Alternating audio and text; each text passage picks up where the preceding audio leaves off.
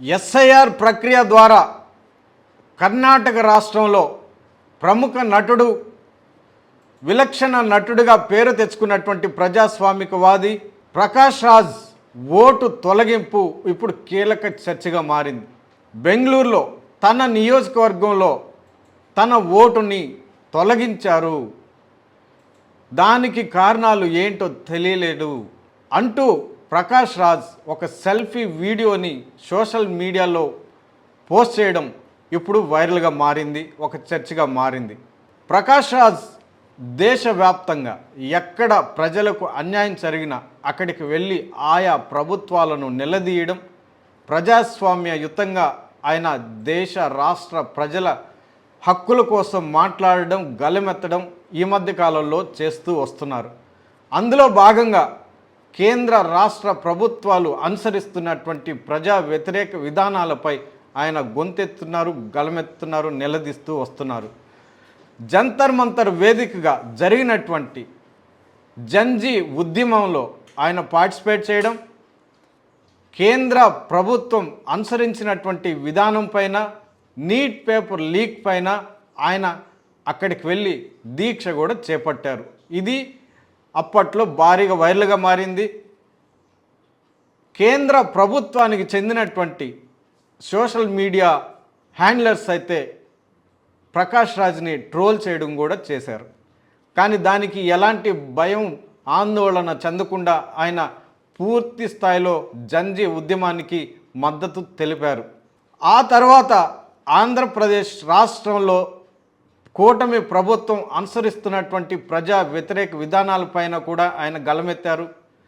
కర్ణాటక రాష్ట్రం అనుసరిస్తున్నటువంటి ప్రజా వ్యతిరేక విధానాలపైన కూడా ఆయన స్పందిస్తూ వస్తున్నారు. ఈ క్రమంలో ఎస్ఐఆర్ ప్రక్రియను కర్ణాటక రాష్ట్రంలో అమలు చేస్తున్నారు. అందులో భాగంగా 65 లక్షలకు పైగా ఓట్లు తొలగించారు అన్న చర్చ తెరపైకి వస్తోంది. ఈ 65 లక్షల ఓట్లలో ప్రకాష్ రాజ్ ఓటు కూడా ఉండడం ఒక చర్చగా మారింది. దీనిపైన ఆయన స్పందిస్తూ సెల్ఫీ వీడియోని సోషల్ మీడియాలో పోస్ట్ చేశారు.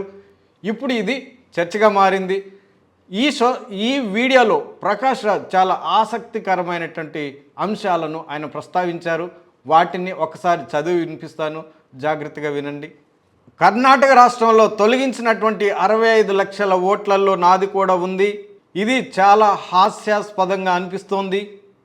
నేను ఈ నియోజకవర్గంలోనే పుట్టాను, ఇక్కడే నివసించాను, చదువంతా ఇక్కడే పూర్తయింది, నటన నేర్చుకుంది కూడా ఇక్కడే.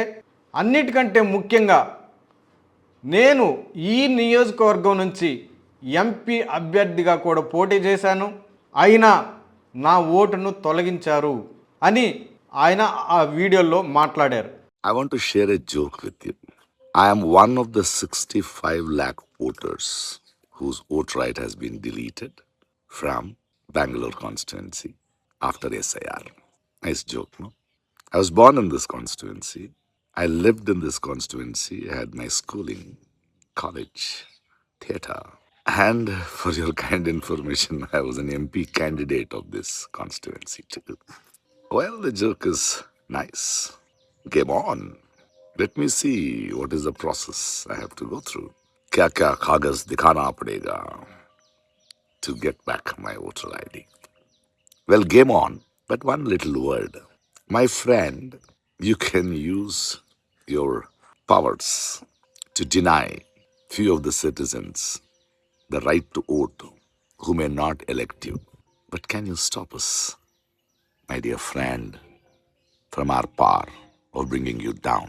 Just asking. తాను అన్నిటికీ సిద్ధంగా ఉన్నానని, మీకు ఓటు వేయని వారిని తొలగించే అధికారం మీకు ఉండొచ్చు, కానీ మిమ్మల్ని అధికారం నుంచి దింపకుండా మమ్మల్ని ఆపగలరా అంటూ ఆయన ఆ వీడియోలో మాట్లాడారు.